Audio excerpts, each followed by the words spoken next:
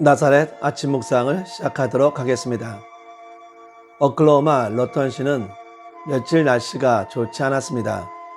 비가 내리고 번개가 치고 바람이 불어 계획되었던 고등학교 축구 시합은 취소가 되었습니다. 몇 년 전에는 얼음 눈으로 인해 전기가 3일 이상 들어오지 않았습니다. 낮에는 해가 있어 활동을 하긴 했지만 밤에는 초를 켜고 추위에 떨며 두려운 마음으로 보냈습니다. 비바람으로 계획이 취소되고 전기가 절전됨으로 인해 두려움 속에서 살았습니다. 그런데 만약 낮과 밤에 약한 빛도 전혀 없는 깜깜한 밤, 완전 흑암 속에서 3일을 보내야 된다고 생각을 해봅시다. 아마 두려움과 무서움으로 가득 차게 될 것입니다. 저는 교회에서 혼자 눈을 완전히 가려 빛을 볼 수 없게 만든 다음 예배실 문부터 강대상까지 걷는 것을 시험해 보았습니다. 처음에는 담대하게 걸어갑니다. 그런데 가면 갈수록 발걸음은 늦어지고 손으로 무언가를 잡으려고 하는 저의 모습을 보았습니다. 눈을 감기 전 예배실의 구조를 다 알고 몇 발자국 가면 된다는 계획으로 담대하게 걸어갔지만 가면 갈수록 무서움이 다가왔습니다. 이것이 흑암이 우리에게 주는 두려움입니다. 그런데 이 흑암의 두려움 속에서도 여전히 어둠을 향해 전진하는 자가 있습니다. 바로 애굽의 왕 바로입니다. 오늘 우리가 드려야 할 하나님의 귀한 말씀은 출애굽기 10장 21절에서 29절 말씀입니다.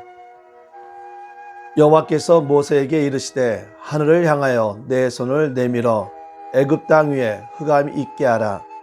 곧 더듬을 만한 흑암이리라. 모세가 하늘을 향하여 손을 내밀매 깜깜한 흑암이 3일 동안 애굽 온 땅에 있어서 그 동안은 사람들이 서로 볼 수 없으며 자기 처소에서 일어나는 자가 없으되 온 이스라엘 자손들이 거주하는 곳에는 빛이 있었더라. 바로가 모세를 불러서 이르되 너희는 가서 여호와를 섬기되 너의 양과 소는 머물러 두고 너희 어린 것들은 너희와 함께 갈지니라.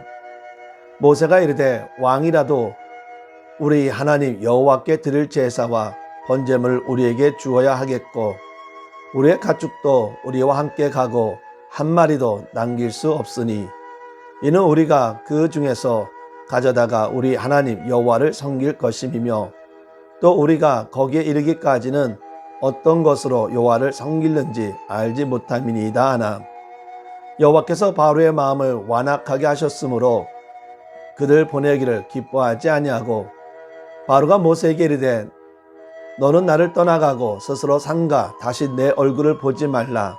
내가 내 얼굴을 보는 날에는 죽으리라. 모세가 이르되 당신이 말씀하신 대로 내가 당신의 얼굴을 보지 아니하리이다. 아멘. 우리는 구원받은 하나님의 백성, 하나님의 자녀입니다. 따라서 우리는 오늘의 본문 말씀을 하나님의 자녀의 측면에서 보게 됩니다. 우리는 바로가 왜 이렇게 재앙을 겪으면서도 완전히 포기하지 못하는 이유는 뭘까? 또는 재앙 속에서도 포기하지 못하는 바로는 어떠한 인물일까 생각하게 됩니다. 오늘 아침 묵상을 통해 바로는 어떠한 인물일까에 대해 생각해 보고자 합니다. 우선 바로는 자신을 신이라 여깁니다. 생명의 삶 플러스에 보면 흑암의 재앙은 태양의 화신이라는 바로의 정체성을 비웃는 것이었습니다. 라고 기록하고 있습니다. 화신의 뜻은 종교, 신학, 전설 등에서 초월적인 존재가 인간, 천신 등의 몸으로 탄생하거나 출현하는 것을 말합니다. 바로는 자신을 신으로 여겼기에 사람들은 당연히 자기를 섬겨야 하는 것입니다. 바로는 권력을 가지고 있는 욕심 많은 자입니다. 쉽게 말하면 욕심쟁이입니다. 바로가 이스라엘을 내보내지 못하는 이유는 무엇입니까? 바로 이스라엘의 노동력 때문입니다. 이스라엘의 노동력을 통해 많은 이윤을 얻을 수 있고 이로 인해 국가의 재력 및 권력을 유지할 수 있는 것입니다. 본문 24절 말씀에 너희는 가서 여호와를 섬기되 너희의 양과 소는 머물러 두고 너희 어린 것들은 너희와 함께 갈지니라 라고 말을 합니다. 즉 이스라엘 백성 모두는 다 떠나되 소유물은 남겨두고 떠나라는 것입니다. 바로는 권력을 가지고 있지만 자기 것을 남에게 줄 수 없는, 아니 남의 것도 자기 것이라 우기는 욕심 많은 자입니다. 바로는 변덕장이입니다. 재앙이 있을 때마다 죽을 것처럼 자기를 살려달라고 말을 합니다. 그러나 상황이 바뀌면 그의 마음도 바뀝니다. 애굽이 계속적인 재앙이 발생한 이유는 무엇입니까? 바로 바로의 변덕 때문입니다. 바로는 도끼가 있는 자입니다. 바로는 자기 마음대로 되지 않으면 화를 참지 못하고 도끼를 품는 자입니다. 바로가 자기 마음대로 되지 않자 화를 내며 말하기를 본문 28절 내가 내 얼굴을 보는 날에는 죽으리라 라고 협박을 합니다. 바로를 이러한 자로 보는 이유는 우리가 빛 가운데 거하는 하나님의 자녀이기 때문입니다. 만약 빛이 아닌 어두운 가운데 있는 자가 바로를 보게 된다면 이렇게 보지 않을 것입니다. 아마 욕심장애로 보기보다는 변덕장애로 보기보다는 자기의 권리를 당연히 주장하는 정당한 자로 볼 것입니다. 사랑하는 나사렛 성도 여러분, 우리는 빛의 자녀로 살면서 혹시 바로의 습성 같은 것을 버리지 못하고 있는지 생각해 봅시다. 즉, 이러한 바로의 모습을 우리가 가지고 있는지 생각을 해 봅시다. 우선 하나님의 자녀로서 하나님의 빛 가운데 있음을 만족하지 못하고 오히려 어두운 쪽을 바라보며 잘못된 권력을 추구하는 자인지 생각해 봅시다. 즉, 나의 자존심, 자만감, 우월감을 세우기에 살아가고 있는지 생각해 봅시다. 나는 욕심 때문에 물질적 만족을 느끼지 못하며 남의 것을 빼앗으려는 마음은 없는지, 물질적 손해보는 것을 절대적으로 싫어함으로 인해 오히려 남에게 물질적 손해를 주고 있는지 생각해 봅시다. 나는 정당한 삶을 산다 하면서 나의 이익과 이윤을 위해서는 매 순간마다 마음을 바꾸는 변덕스러운 삶을 사는지 생각해 봅시다. 이러한 모든 것은 어두움에 속해 있는 삶입니다. 어둠 속에 있는 삶은 처음에는 용기도 있고 담대하게 나아갈 수 있습니다. 하지만 가면 갈수록 두렵고 무섭고 떨게 됩니다. 왜냐?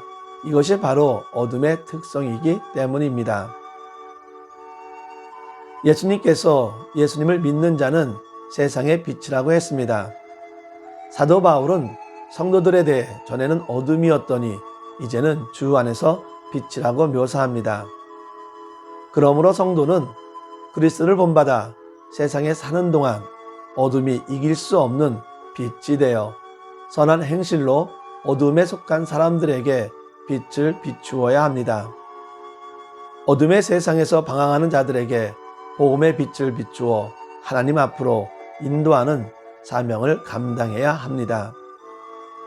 사랑하는 나사렛 성도 여러분, 어두움에 속한 삶은 점점 더 두렵고 떨게 만듭니다.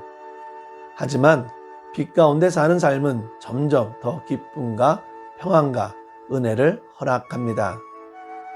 하나님의 자녀로 빛을 발하며 빛의 삶을 사는 자가 되기를 바랍니다. 기도합시다.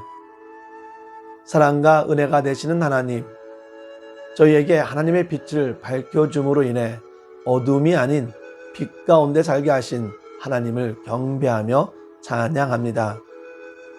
어둠 속에서 빛이 무엇인지 알지 못하는 저희에게 예수 그리스도의 대속적인 죽음을 통해 하나님의 자녀로 삼아주시고 하나님의 은혜의 빛 가운데 거하게 하여 주심에 진심으로 감사를 드립니다. 힘들고 어려울 때마다 우리에게 환하게 밝혀주시는 빛을 보고 일어서 빛을 향해 걸어가는 자가 되어야 하는데, 오히려 과거의 습관과 습성으로 인해 빛을 보지 못하고 어둠을 향해 가는 저희를 용서하여 주시옵소서.